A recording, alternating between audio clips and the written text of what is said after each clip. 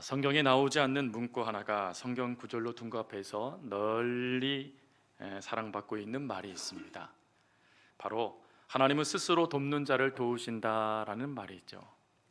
이 말은 구차하게 도움받지 말고 스스로 돌볼 줄 알아야 한다는 생각에 하나님도 동의하신다라는 그런 말이죠. 그러나 성경적으로 우리가 이야기한다라면 하나님은 스스로 도울 수 없는 자를 도우신다 하는 것이 성경적인 말씀입니다. 즉 철저히 무력해지고 자신의 끝에 이르게 되어졌을 때 우리가 내내 절실하게 필요로 했던 그 도움의 손길을 내밀 수 있으신 분은 하나님밖에 없다라는 것입니다. 그리고 그 하나님은 우리를 긍휼히 여겨주십니다. 우리를 너무나 사랑하시죠. 그래서 세상에 좋은 그 모든 것들을 우리가 받아 누릴 수 있도록 끊임없이 찾아와 주시고 끊임없이 그 은혜를 부어주시며 끊임없이 그 은혜 가운데 살아갈 수 있도록 스스로를 도울 수 없는 자들을 도와주시는 하나님 아버지이십니다. 우리는 그 하나님의 은혜를 오늘 본문에 나와 있는 38년 된 병자의 이야기를 통하여 증명할 수 있습니다. 14,000여 시간 동안, 일 동안 그가 정말 많은 세월 동안 힘든고 어려운 가운데서도 그가 요청하고 또 하나님께 구했던 것은 그의 병이 고침받는 거였어요. 하지만 세월의 무게 앞에 그는 무력해집니다. 처음에 그가 이 예루살렘 도시에 있는 베데스다 연못 그리고 행각이 있는 5 입구 중 한 곳에 머물게 되어졌을 때 그는 기대감에 부풀어 있었을 것입니다. 그 이유는 이 당시에 내려오고 있었던 하나의 전설 때문입니다. 이 행각에 물이 있는데 그 베데스다 연못을 천사가 가끔 내려와서 움직이게 만든다라는 것입니다. 그러면 그 움직일 때 그곳에 제일 먼저 들어간 사람이 그 병에서 고침받는다라는 이 희망적인 말씀에 그는 거기에 소원을 걷고 그리고 이곳에 기쁜 마음으로 오게 되어졌어요. 그리고 그곳에 와서 그는 모든 관심을 오로지 물에 집중하면서 그 물이 움직일 때만 기다렸을 것입니다. 하지만 세월이요 38년이나 지나갑니다. 즉 그가 이곳에 온 지 수많은 세월이 지나감을 통하여 그의 희망은 물거품처럼 사라지게 되고 그에게 절망이라는 메아리만 가득 채워져 이제는 덧없는 인생, 마치 무력함 가운데 방치된 인생과 같은 삶을 살아가고 있었던 이가 바로 38년 된 병자입니다. 오늘 이 병자에게 예수님이요 이해할 수 없는 질문을 하세요. 보통 예수님께서 이 병자를 딱 보시자마자 오늘 본문에도 나와 있지만 6절에 이 사람의 병이 오래된 줄 이미 아셨습니다. 오래되다라는 이 단어를 보니까요 병의 근원과 모든 세월을 말하는 것입니다. 즉 이 사람의 병의 근원이 무엇이고 그 세월이 어느 정도 되었는지를 주님이 보시자마자 아셨다라는 것이에요. 그러면 아셨다라면 주님께서 하셨던 이 질문은 이상한 질문이 됩니다. 6절에 주님이 뭐라고 질문을 하시죠? 네가 낫고자 하느냐라고 질문하신 거예요. 여러분 여기서 네가 낫고자 하느냐라는 이 질문을 좀 더 쉽게 설명하면 다이어트를 열심히 하고 있는 이에게 살 빼고 싶으세요? 라고 묻는 것과 같은 말인 거예요. 즉 지금 예수님은 이 사람의 처지를 누구보다 잘 알고 계시는데 이 사람에게 너 정말 낫고 싶어? 라고 물으셨다라는 거예요. 이상하죠? 근데 이 질문은 정확하게 이 사람의 현재의 상황을 지적하신 거예요. 이 사람이 38년 동안 이곳에 있었습니다. 38년 동안 그에게 목적이 있었다라면 치유되어 그가 가고 싶은 것 가고 또 그가 구경하고 싶은 것 구경하면서 자신의 인간다움의 삶을 살아가고 싶었던 거예요. 근데 그 모든 소원을 가지고 이곳에 왔는데 문제는 세월 앞에 장사가 없는 거예요. 그의 수많은 기대와 그의 소원들이 물거품이 되어져 버리니까 정작 어느 순간인지 알지 못하겠지만 그의 삶에 병에서 치유받기 위해 누군가에게 도움을 요청하는 그 모습이 사라져 버렸다는 것입니다. 더 나아가서 38년이나 됐고 병을 고침받는다라는 그 장소에 왔지만 정작 이 38년 된 병자는 병을 고침받기를 원하지 않았다라는 것입니다. 그래서 주님은 이 사람에게 질문하신 거예요. 네가 진짜 낫기를 원하니? 라고 말이죠. 그러면 여기에서 우리가 이렇게 질문할 수 있습니다. 그가 분명히 지금도 여전히 물을 동할 때를 지켜보고 있고 그의 소원은 한 가지, 그의 몸의 병이 고침받는 것인데 그럼에도 불구하고 왜 원하지 않는 상태가 되었지요? 라고 말입니다. 우리는 그 이유를 안다라면 우리들도 모르게 찾아오는 수많은 원치 않음의 문제들을 발견하게 되고 그 발견한 모습을 가지고 이것은 하나님께서 원치 아니하시는 것이구나 하고 잘라내버리며 믿음으로 나아갈 수 있지 않겠습니까? 그러면 어떠한 사람들이 누가 도움을 원하지 않을까요? 그 부류들을 우리는 두 부류의 사람으로 설명할 수 있습니다. 첫 번째 부류의 사람들은 변화를 두려워하는 사람들입니다. 이 남자는 꽤 오랫동안 병에 시달렸어요. 근데 은혜가 뭐죠? 38년 동안 병을 앓았는데 안 죽었어요. 성경 말씀에 보니까 그가 굶어서 그 뼈가 다 보일 정도였더라? 말씀도 없어요. 그러니까 무슨 말입니까? 분명히 그를 도와주는 누군가가 있었다라는 것입니다. 가족일까요? 대부분의 신학자들은 유대인들의 율법을 주목합니다. 유대인들의 율법에 의하면 병자를, 불쌍한 이를 구제하는 것은 하나님을 기쁘시게 하는 거예요. 그래서 지금 이 예루살렘, 이 성곽, 이 베데스다 연못 이곳에 불쌍한 사람들이 많으니 유대인들이 불쌍한 사람들을 찾아다닐 필요가 없었다라는 거예요. 이곳에 가면 하나님의 말씀을 시행할 수 있으니 그곳에서 많은 사람들을 구제하며 자신이 율법을 지키고 있음을 드러내기 딱 좋은 장소였다라는 거예요. 그러니 여러분, 이 베데스다 연못에는 병을 고침받기를 원하는 사람만 있었던 것이 아니다라는 것을 알게 되죠. 즉 이곳에 많은 사람들이 있었지만 그곳에는 병과 상관없는 사람도 있었고 병의 고침에는 관심도 없는 사람들도 있었고 또 어느 시간인지 알지 못하지만 그 모든 것들을 받다 보니 그것이 익숙해져 있는 사람들도 있었다라는 것입니다. 그래서 신학자들은 이 38년 된 병자의 모습을 뭐라고 정의하냐면 베데스다 연못에 완벽하게 적응한 사람이라고 얘기합니다. 즉 그 사람이 병을 고치러 왔는데 그 병을 고치러 온 그 동기, 목적은 상실해버리고 그곳에 있는 그 상황 속에 사람들이 자신에게 도움을 주고 그 도움을 통해서 자신이 살아가는 그것에 어느 정도 만족하며 그 상황에 적응해 버리는 것, 적응하면서 그 순간 자신이 온 목적을 잃어버리는 것, 그것을 이야기하더라고요. 여러분, 오늘 이 남자와 같은 모습들이 우리들 가운데도 있음을 아셔야 돼요. 우리는 뻔히 더 개선할 수 있는 일들이 있어요. 내가 조금 무엇인가 더 노력하고 또 정신 차리고 그리고 하나님을 의지하면서 그것을 더 애쓰고 노력하면 되어지는 일들이 참 많아요. 그런데 우리는 이렇게 말을 해요. 사는 게 원래 그래, 어쩔 수 없어 라고 이야기해요. 여러분, 우리 그리스도인들도 이렇게 얘기한다라면 참 참담한 거예요. 왜 그렇죠? 하나님은 우리의 삶을 어쩔 수 없는 삶으로 만들어 가시는 분이 아니세요. 하나님은 우리의 삶을 그저 그래 하는 삶이 되도록 방치하시는 분이 아니세요. 하나님은 오늘도 우리에게 찾아오세요. 하나님은 오늘도 말씀하세요.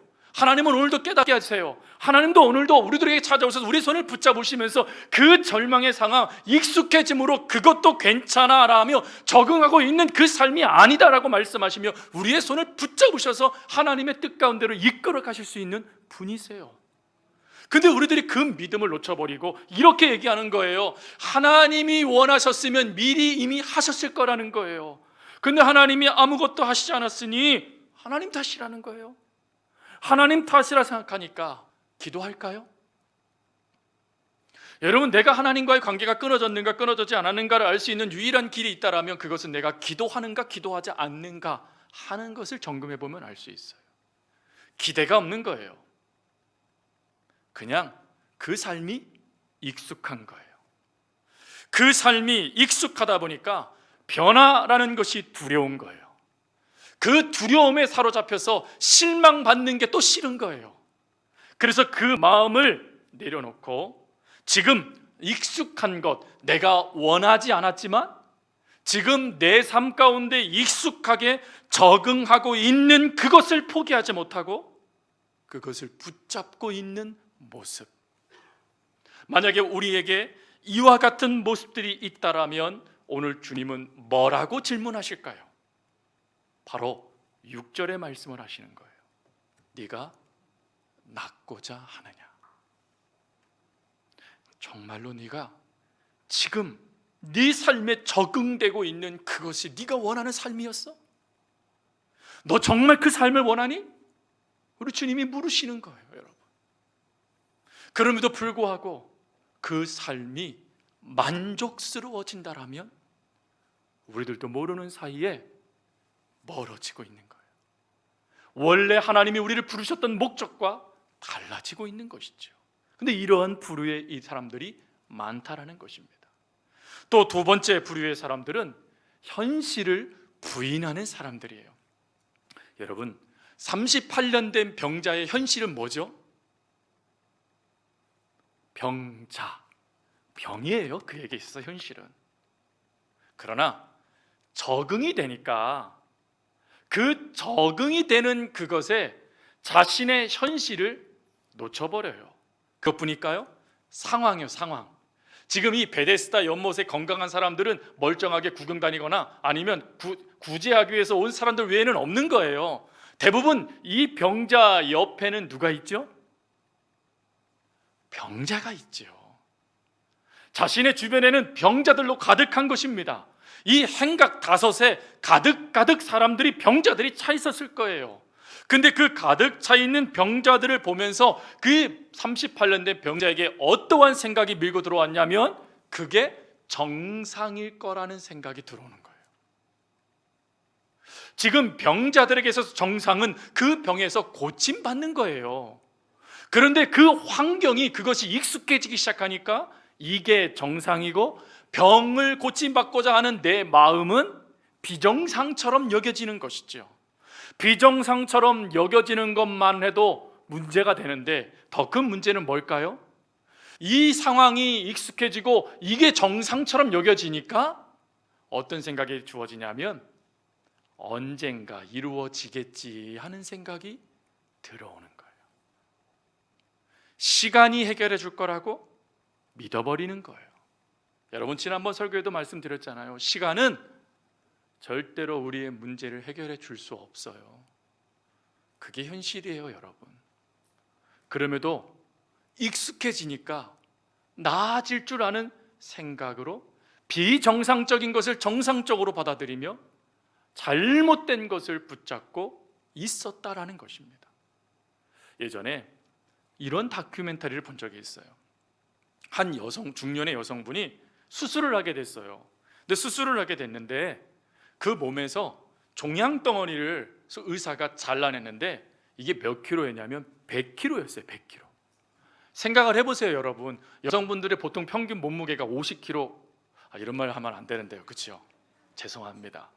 하여튼 그렇다고 치고, 그런데 100킬로면 이미 누가 봐도 병이 깊은 줄 아는 것 아니겠습니까? 그런데 기자가 그 모습을 보니까, 그 수술하는 모습을 보고 그것을 보니까 너무 기가 막힌 거예요. 그래서 질문을 했어요. 아니, 이게 어떻게 100kg나 될 정도로 기다리셨어요. 그러자 그 여성분이 이렇게 말을 하는 겁니다. 저절로 없어질 줄 알았어요. 저절로 없어질 줄 알았다는 거예요. 이거에 대해서 의사가 이런 말을 하더라고요. 그는 비정상적인 것을 믿어버렸답니다. 그 잘못된 것을 믿어버리다 보니까 엉뚱한 판단을 내렸다는 거예요. 저절로 되어질 거다. 의외로 여러분, 이 모습이 우리에게도 적용되는 걸 아세요? 마이너스 통장을 쓰고 있는 많은 이들이 여전히 마이너스 통장을 쓰고 있는 그 모습을 우리가 볼 때 뭐라고 대답해 줄 수 있겠습니까?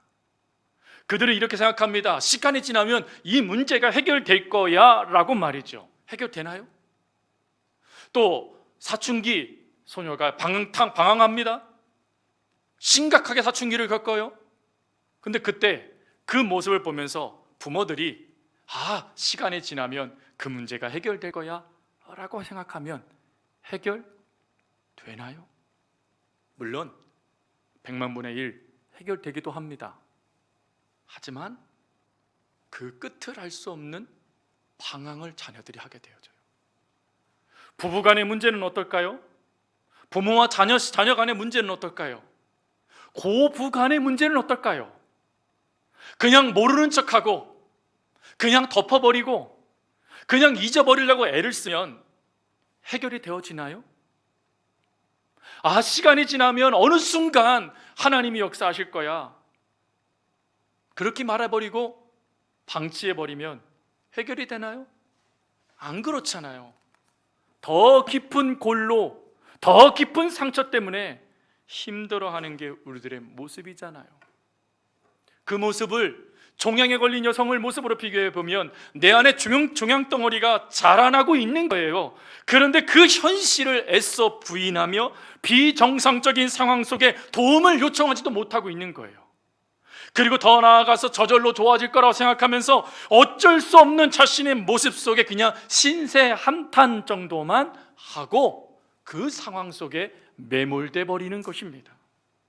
근데 이러한 분들 내면을 들여다보면 더 중요한 원인들을 발견할 수 있어요.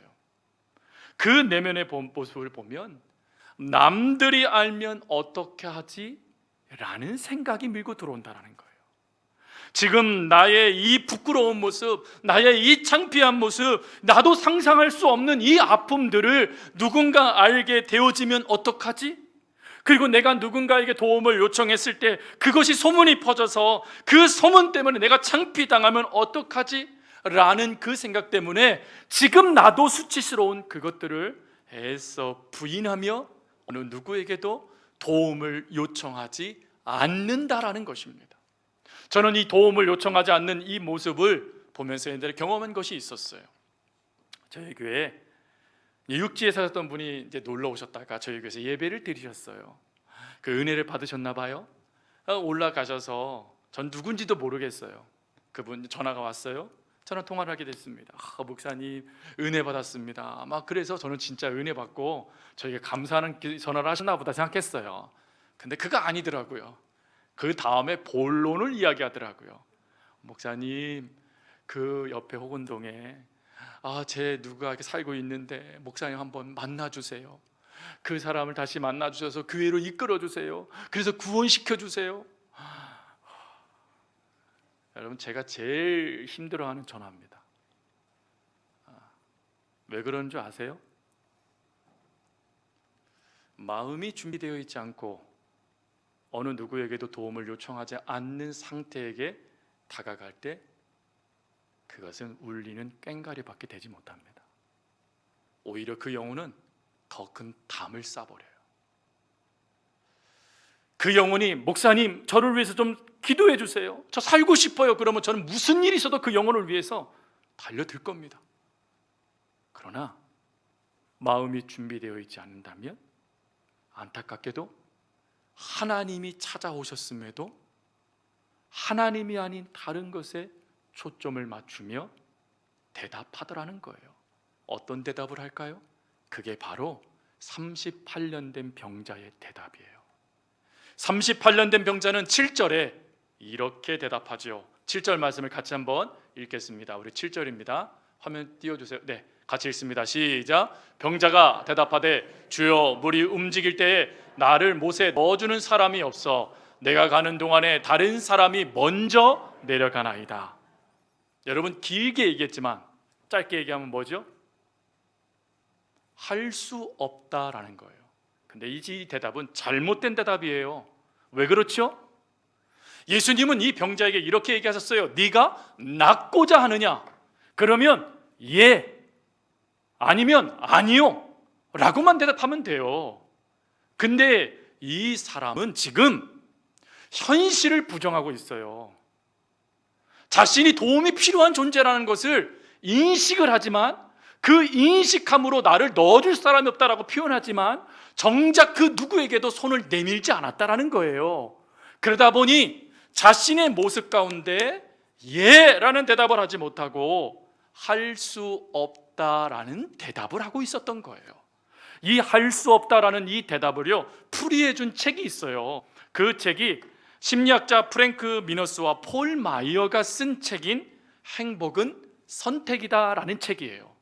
이 행복은 선택이다라는 이 책에서 뭐라고 얘기하냐면 할 수 없다라는 이 말에 주어를 달아놔요.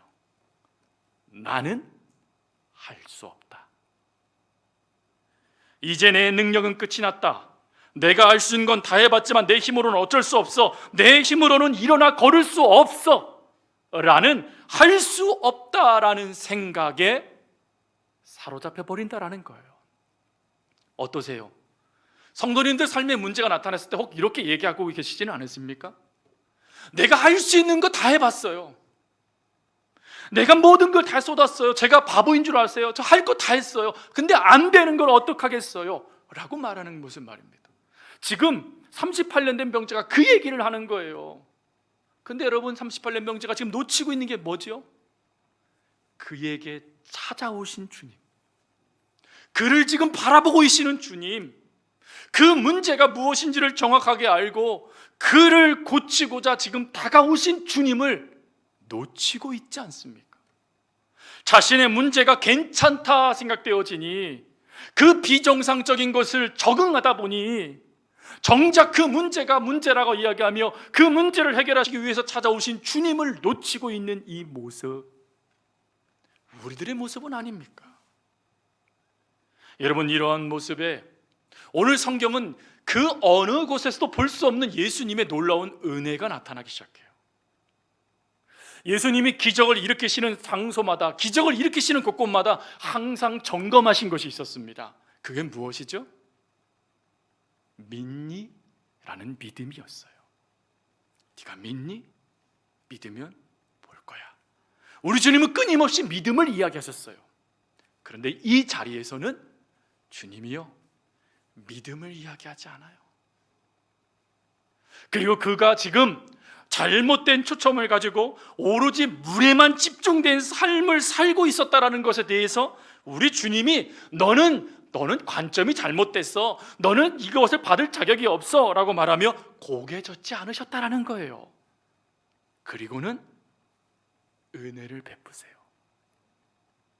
그 은혜가 무엇입니까? 8절이요, 내 자리를 들고 걸어가라.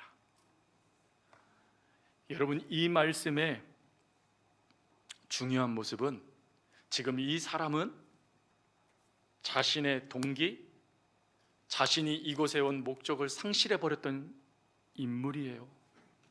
비정상적인 것을 정상이라 여기면서 그 모든 것 속에 철저하게 그것을 동의하며 살고 있었던 사람이었어요. 다른 말로 그의 삶은 끊임없이 무력함과 끊임없이 잘못된 생각이 그것이 마치 자신의 생각처럼 고착되어 있었던 인물이었어요. 그러니 그에게 일어나라니요, 이게 가당치 않습니까? 불가능하다라니까요. 내 힘으로는 할 수 없어요 라고 지금 38년 된 병자가 말했잖아요. 그렇다면 주님이 이 말씀을 하실 때 어떠한 역사가 이루어진 겁니까? 그가 자리를 들고 일어서기 전에 이미 하나님이 그를 고치셨다라는 걸 말씀하시는 거예요. 이미 그의 병을 고쳐 주셨고, 그 다음에 그가 그 자리를 들고 일어선다라는 것은 그 순종함으로 하나님의 그 역사를 누리라라고 말씀하시는 은혜인 거예요. 여러분 여기에서 착각하시면 안 돼요. 그가 순종했더니 기적을 맛보았다, 아니에요. 순서가 잘못됐어요. 기적은 이루어졌어요. 단지 순종함으로 그 기적을 내 것으로 누리게 만들어 주시는 은혜를 받은 거예요. 성도 여러분, 오늘 이 은혜를 하나님은 우리들에게 주시길 원하세요. 그러나 그럼에도 불구하고 혹시 이렇게 말씀하시는 분들이 계세요? 지금은 아니야, 창피하지도 않아, 조금만 좀 참고 기다려, 그럼 나아질 거야. 혹시 이렇게 생각하시는 분들 계세요? 또 아니면 너무 늦었어, 이제 남도 이 문제를 해결할 수 없어 라고 말하는 그 모습 가운데 계시는 성도님들이 계십니까? 여러분, 38년 된 병자도 늦지 않았다는 걸 아셔야 돼요.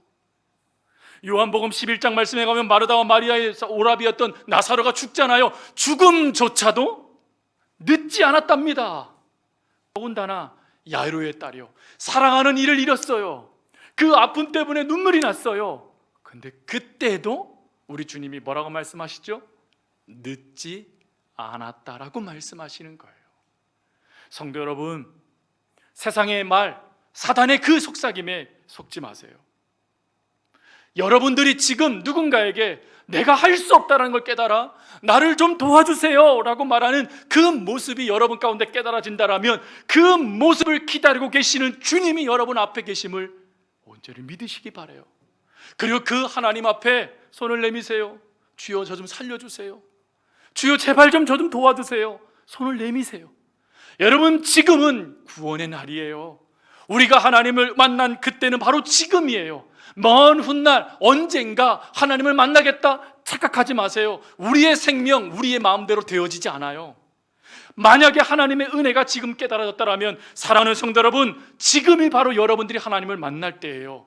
여러분들이 이전에 여러분의 힘으로 모든 것이 불가능해졌죠. 그렇다면 여러분들의 힘이 아닌 주님의 힘으로, 모든 것을 가능케 하시는 그 힘으로 살아갈 수 있는 그 역사가 여러분과 저와 가운데 선물로 주어지고 있음을 믿으시기 바라요. 그래서 그 모든 역사를 의지하며, 하나님, 이제 내가 내 힘으로 살지 않겠습니다. 하나님, 이제 내가 잘못된 비정상적인 것을 정상적으로 여기지 않고 살지 않겠습니다.